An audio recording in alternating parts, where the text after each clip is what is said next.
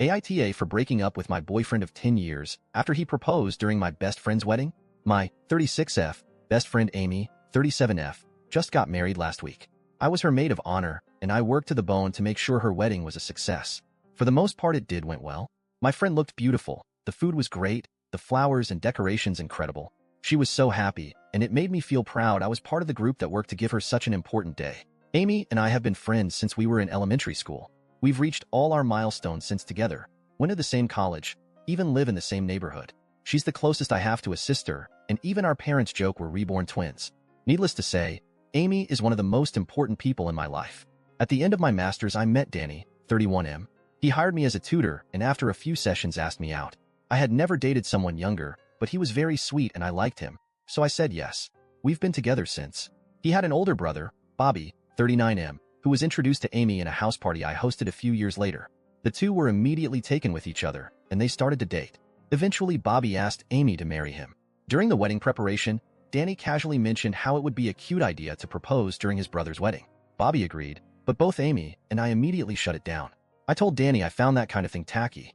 A person's wedding is a special day for them, and tainting it with stealing the attention was just wrong. After that, they stopped talking about it, so we kept going with the preparations.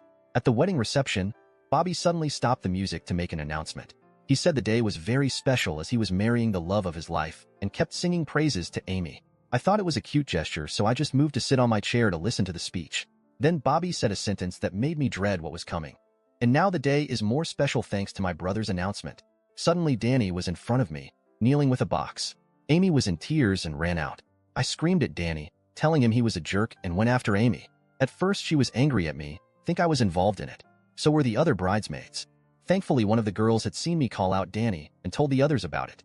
I told Amy I would never do this to her. We hugged, and we all got out of the venue to Amy's suite.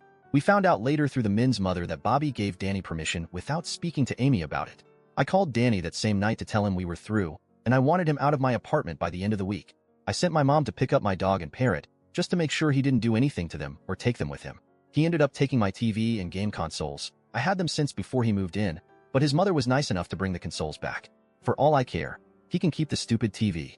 Amy is now trying to get her marriage annulled since she feels she can't trust Bobby.